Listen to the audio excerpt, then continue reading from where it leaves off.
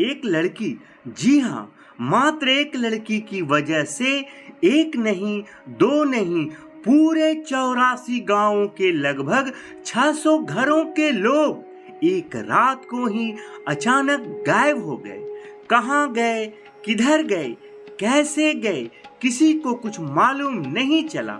और ये मैं किसी फिल्म की स्टोरी या कोई मनगढ़ंत कहानी नहीं सुना रहा हूँ। यह एक बिल्कुल सच्ची घटना है जिसका जिक्र बजावते इतिहास के पन्नों में भी दर्ज है।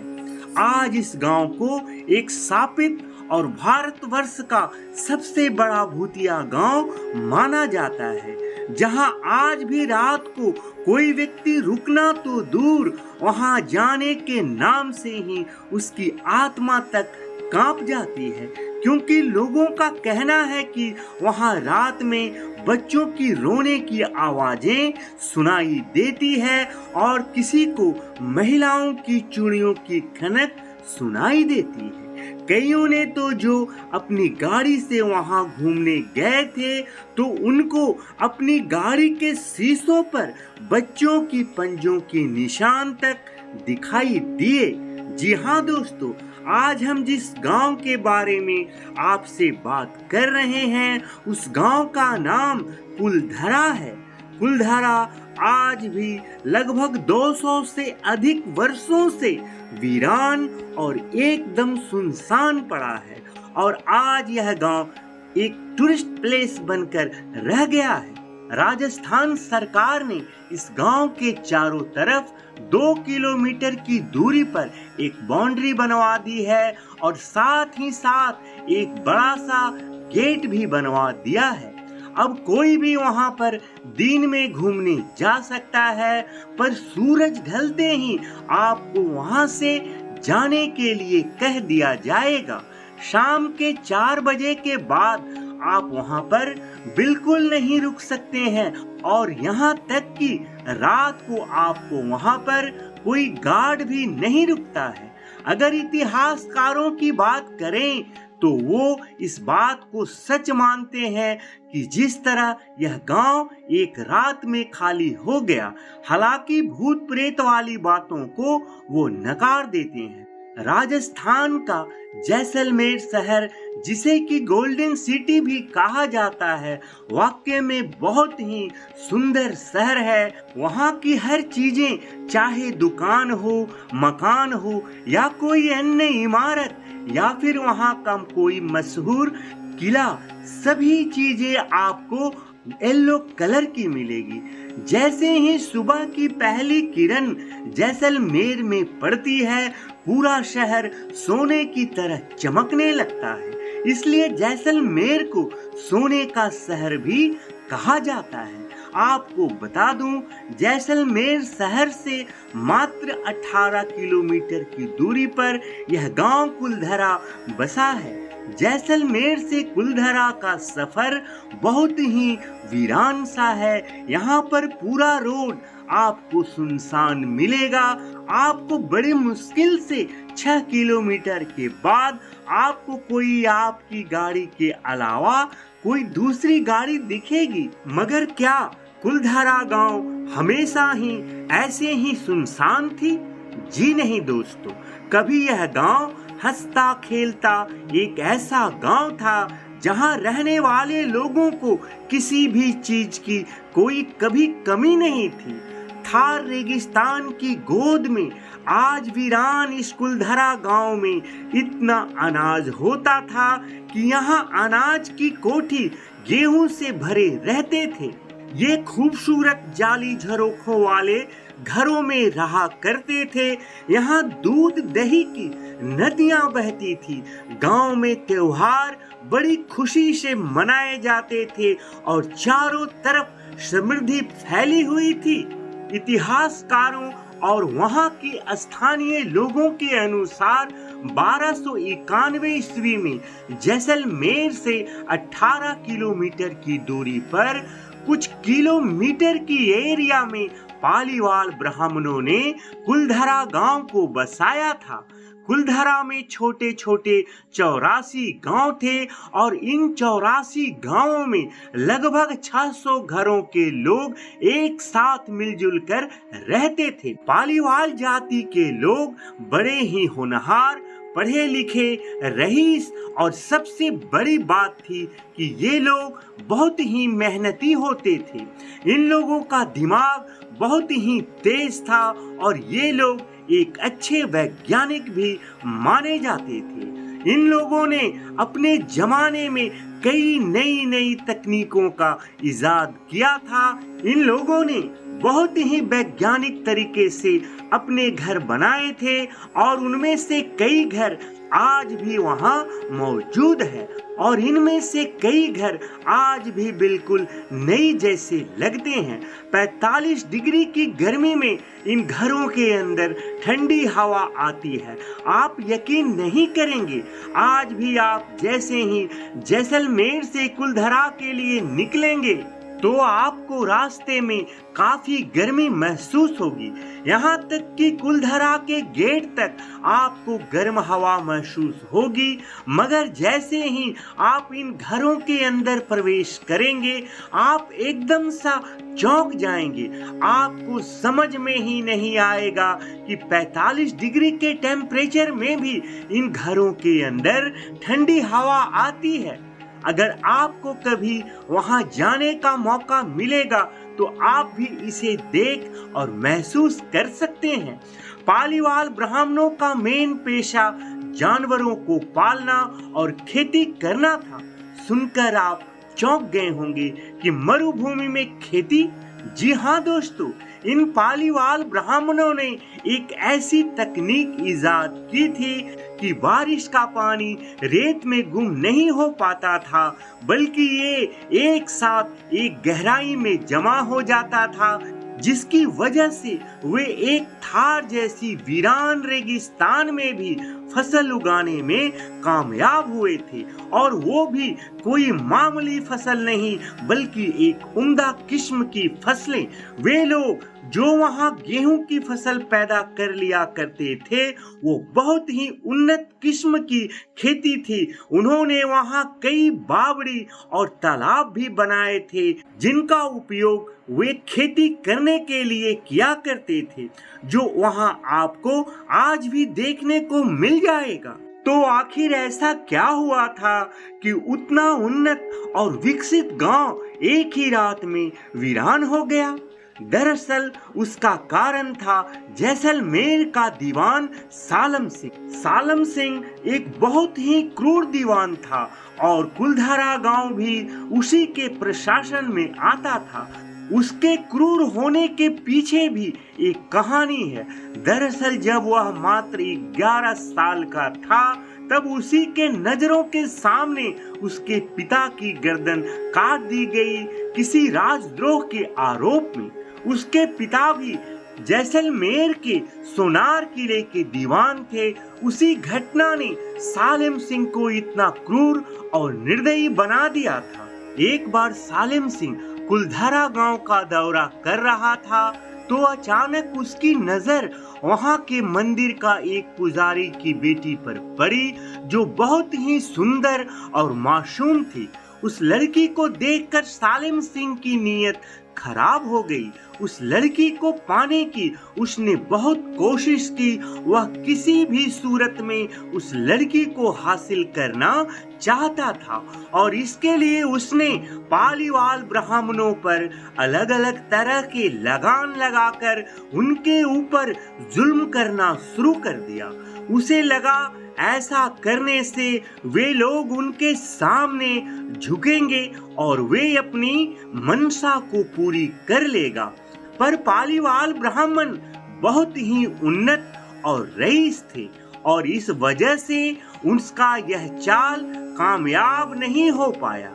यहाँ तक कि उसने कई बार वह उस लड़की को उठाने की कोशिश भी की, पर वो उसमें कामयाब नहीं हो पाया। आखिरकार जब उसे कोई भी कामयाबी हासिल नहीं हुई और उस लड़की को पाने की चाहत उसके मन में इतनी बढ़ गई थी और वह अपने हर प्रयास में असफल हो जा रहा था, तब उसने एक निर्णय लिया और सीधा उस गांव में एक संदेश भिजवा डाला कि अगर पूर्णमासी की रात तक पुजारी की बेटी को उसके हवेली तक पहुंचा दो और अगर पूर्णमासी की रात तक उस लड़की को हवेली में नहीं पहुंचाया गया तो उसके अगले ही दिन वह अपनी पूरी सेना के साथ कुलधरा गांव पर धावा बोल देंगे और पूरी गांव को तहस नहस कर देंगे। यह सुनकर पालीवाल ब्राह्मण लोग बहुत ही चिंतित हो गए। उन्हें समझ में ही नहीं आ रहा था कि अब वे लोग क्या करें, क्योंकि पूर्णमासी की रात आने में अब कुछ ही दिनों का वक्त रह गया था। हर आदमी अपने अपने तरीके से सुझाव दे रहा था, पर इसके लिए उन लोगों के पास अब समय भी नहीं था। और उसके बाद उन लोगों ने एक पंचायत बुलाने का निर्णय लिया और उसके बाद पूरे 84 गांव के लोग एक साथ गांव के एक मंदिर में इकट्ठा हुए और उसके बाद एक एक कर सभी लोगों से उनकी राय ली गई। किसी ने कहा हम सब साथ मिलकर सालिम सिंह के खिलाफ लड़ेंगे, मगर कुछ हजार लोग सालिम सिंह की इतनी बड़ी सेना के साथ लड़ नहीं सकते थे। किसी ने कहा कि पुजारी जी अपने पूरे परिवार को लेकर यहाँ से कहीं चले जाएं, पर सालिम सिंह के जुर्म के किस्से बहुत मशहूर थे। वह छोटी छोटी बातों पर ऐसा ऐसा जुल्म करता था कि उसे देखकर सामने वालों की रूह कांप जाती थी। इसलिए कईयों ने यह भी कहा कि अगर हम लोग सालिम सिंह से लड़ते हैं तो सभी लोग मारे जाएंगे, और अगर पुजारी जी यहाँ से भाग जाते हैं तो अगर रास्ते में कहीं पुजारी जी को सालिम सिंह के सिपाहियों ने देख लिया तो सालिम सिंह उनकी लड़की को उठा तो लेगा ही और साथ ही साथ पुजारी जी की पूरी परिवार को भी खत्म कर देगा। और अगर ये लोग बचकर निकल गए तो सालिम सिंह हम गांव वालों को नहीं छोड़ेगा। इसलिए ना तो हम लोग पुजारी जी की लड़की को सालिम सिंह के हवाले करेंगे और ना ही हम लोग सालिम सिंह से लड़ाई करेंगे।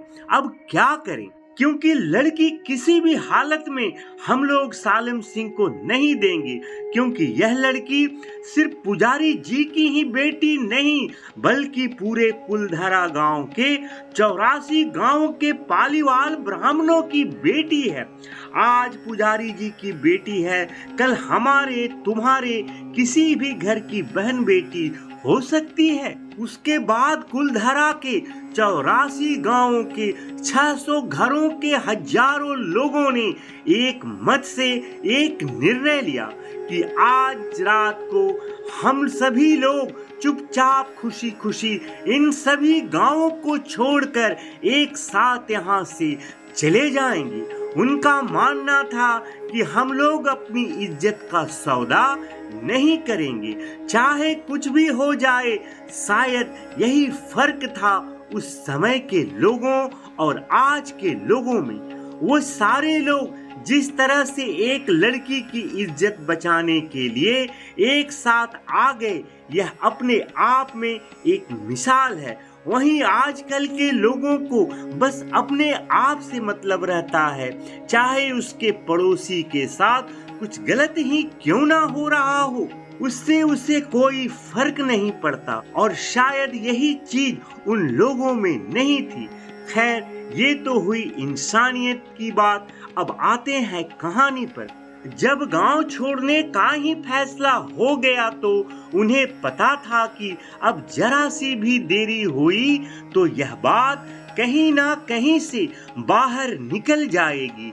इसलिए उसी रात को ही उन लोगों ने गांव को छोड़ने का फैसला किया और सबसे कहा गया कि अपने साथ सबसे जरूरी और कीमती सामान को ही साथ में ले लो और उसके बाद उन लोगों ने जल्दी जल्दी में सबसे कीमती और जरूरी सामान को ही थोड़ा बहुत जितना वो ले जा सकते थे वे सब लेकर एक जगह फिर इकट्ठा हुए। उनके घरों के बाकी सारी सामान उनके घरों में जैसे पड़े थे वैसे ही छोड़ दिए। कईयों के तो घरों के चूल्हे पर बन रहे भोजन भी उसी चूल्हे पर ही पड़े रह गए। किसी के बर्तन जैसे थे वैसे ही पड़े रहे, किसी के कपड़े बाहर सूख रहे थे तो वो सब वैसे ही पड़े रहे। यानी उन सभी के घरों में उनके सामान जैसे पड़े थे वे सब वैसे ही छोड़कर वे सभी अपने उन हंसते खेलते गांव को छोड़कर एक कतार में एक साथ उसी रात चुपचाप खामोशी से रात के अंधेरे में निकल गए। और जाते जाते उन पालीवाल ब्राह्मणों ने उस गांव को एक श्राप दिया कि आज के बाद फिर यह गांव कभी दोबारा नहीं बसेगा और जो भी कभी यहाँ आकर बसने की कोशिश करेगा उसका कभी भला नहीं होगा। और उसके बाद वे लोग वहां से हमेशा हमेशा के लिए अलग अलग शहरों में चले गए, क्योंकि उनका मानना था कि अगर एक साथ इतने आदमी एक ही गांव या शहर में जाएंगे तो सालिम सिंह तक यह खबर पहुंच सकती है। इसलिए हम लोग थोड़ी थोड़ी संख्या में अलग अलग प्रदेश अलग अलग शहरों में चले जाएंगे और वहां की भीड़ में हम लोग खो जाएंगे। हालांकि वे लोग जानते थे कि अब दोबारा उनकी कभी मुलाकात भी नहीं होगी, मगर अपनी लड़की की इज्जत को बचाने का और कोई रास्ता था भी नहीं।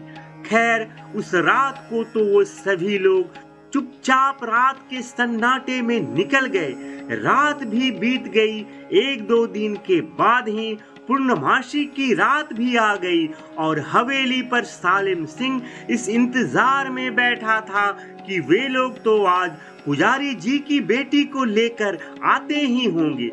मगर रात बीत गई और पालीवाल ब्राह्मणों में से कोई नहीं आया तो सालिम सिंह आग बबूला होकर सुबह सुबह ही अपनी सेना को लेकर कुलधरा गांव आ गए। मगर जब वे लोग कुलधरा गांव पहुंचते हैं तो वहां उन्हें पूरे गांव के चारों तरफ सन्नाटा पसरा दिखता है। वे लोग पूरे 84 गांवों के एक एक घर को छान मारता है, मगर उसे कहीं भी एक व्यक्ति के ऊपर भी नजर नहीं पड़ता है।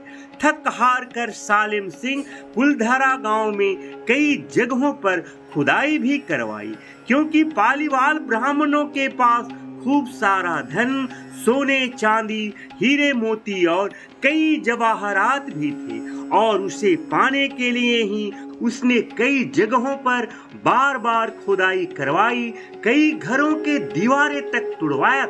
अब उस खुदाई में शायद उसको बहुत कुछ मिला भी होगा, मगर इस बारे में कोई सटीक जानकारी नहीं है। उसके बाद उसने अपने सैनिकों को भी वहां बसाने की कोशिश भी की, क्योंकि उसे मालूम था कि यहाँ बड़े ही उन्नत किस्म की खेती होती है। वहाँ के मकान बड़े ही उस जमाने के लिए आधुनिक थी, किसी चीज की कमी वहाँ नहीं थी। इसलिए सैनिकों ने भी वहाँ अपना ठिकाना बनाकर रहने लगा। मगर कुछ ही दिनों के बाद धीरे धीरे सैनिकों की तबीयत खराब होने लगी और कईयों की तो मृत्यु भी हो गई। जब उन सैनिकों को लगने लगा कि कुछ गड़बड़ है, कई सैनिकों को महसूस हुआ कि उनके साथ कुछ लोग और भी रह रहे हैं, मगर वे लोग दिखाई नहीं देते हैं, तो उनके मन में काफी भय उत्पन्न हो गया और वे सभी लोग वहां से डरकर भाग गए। हालांकि कुछ वर्षों के बाद उन पालीवाल ब्राह्मणों के कुछ सगे संबंधी जो उनके रिश्तेदार कुटुंब वगैरह जैसलमेर या आसपास के शहरों में रहते थे, उनमें से 20-25 ऐसे परिवार भी हुए जिनको कुलधरा गांव की खूबसूरती और उनके उपजाऊ भूमि और उनके धन संपत्ति के बारे में सारी जानकारियां थी। इसलिए वे लोग लालच में आकर यहाँ आकर दोबारा रहना शुरू कर दिए। उन्हें अपने ही रिश्तेदारों की ढेर सारा जमीनें और घर मुफ्त में मिल गया था, मगर जाने से पहले उन पालीवाल ब्राह्मणों ने तो श्राप दे दिए थे कि जो भी यहाँ आकर बसेगा उसका भला नहीं होगा।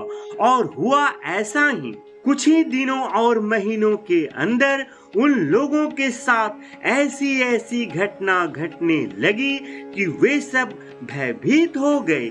एक परिवार की तो पत्नी ने पेड़ से लटक कर जान दे दी और उसके बाद वे सभी 20-25 परिवार जो आए थे वे सभी लोग वहां से भयभीत होकर कुलधरा से वापस आ गए और तब से लेकर आज तक वह कुलधरा गांव एकदम वीरान और सुनसान पड़ा है। 2013 में इंडियन पैरानॉर्मल सोसाइटी के लोग भी वहां गए भूत प्रेत और आत्माओं की पड़ताल करने के लिए। उनके पास एक डिवाइस होता है जो नेगेटिव एनर्जी की पहचान करता है। उन्होंने भी वहां नेगेटिव एनर्जी होने की बात को माना और कुछ तो कैद हुआ था उनकी डिवाइस में। दोस्तों, ये थी कुलधरा गांव की कहानी। उम्मीद करता हूँ यह वीडियो आपको अच्छी लगी होगी। वीडियो अच्छी लगी हो तो वीडियो को लाइक, और अब तक आपने इस चैनल को सब्सक्राइब नहीं किया है और आप नए हैं तो चैनल को सब्सक्राइब कर अपना प्यार और आशीर्वाद दें। और अगर आपने पहले से ही चैनल को सब्सक्राइब करके रखा है तो आपको दिल की गहराइयों से फिर एक बार धन्यवाद। आप स्वस्थ रहें, सुखी रहें। ऐसी शुभ मंगल कामनाओं के साथ वीडियो को विराम देने जा रहा हूं। मिलते हैं फिर एक नए वीडियो में। तब तक के लिए अपना ख्याल रखिएगा और कमेंट बॉक्स में जरूर लिखिएगा। जय श्री राम, जय हिंद।